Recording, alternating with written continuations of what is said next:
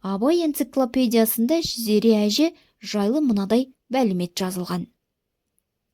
Зере 1785-1870 жылдар аралығы.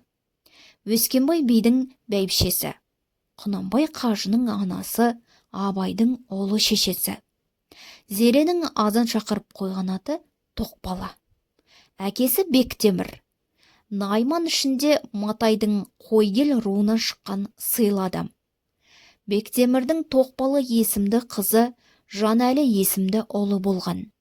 Жанәлінің ұрпағы Иранғали мен Қабыкен Оңғарбаевтар бүгінде Семей қаласында тұрады. Өскенбай би 5 әйелінен 10 бала сүйген. Зереден Құтты Мұхаммед жастай қайтыс болған.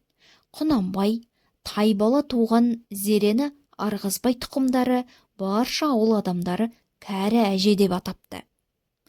Қартайған шағында құлағы естімей қалған Зере немерелеріне дұға оқытып үшкіртеді екен.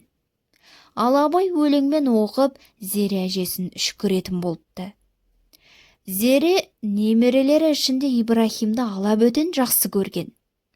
Абайды қойнына алып жатқызып, еркелете еркіндете өсірген ақылды, зейінді, жұмсақ мінезді, мейірімді Зере немересіне Абай деген аяулы ат қойса, туған анасы мен кіші шешесі Ибрахимді Телғара деп атаған.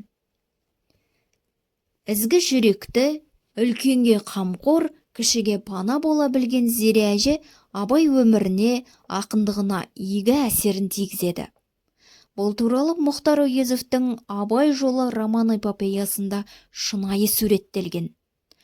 Зере 1873 жылы баласы Құнанбайдың ұйғаруымен Жидебай қыстауының қасына жерленген.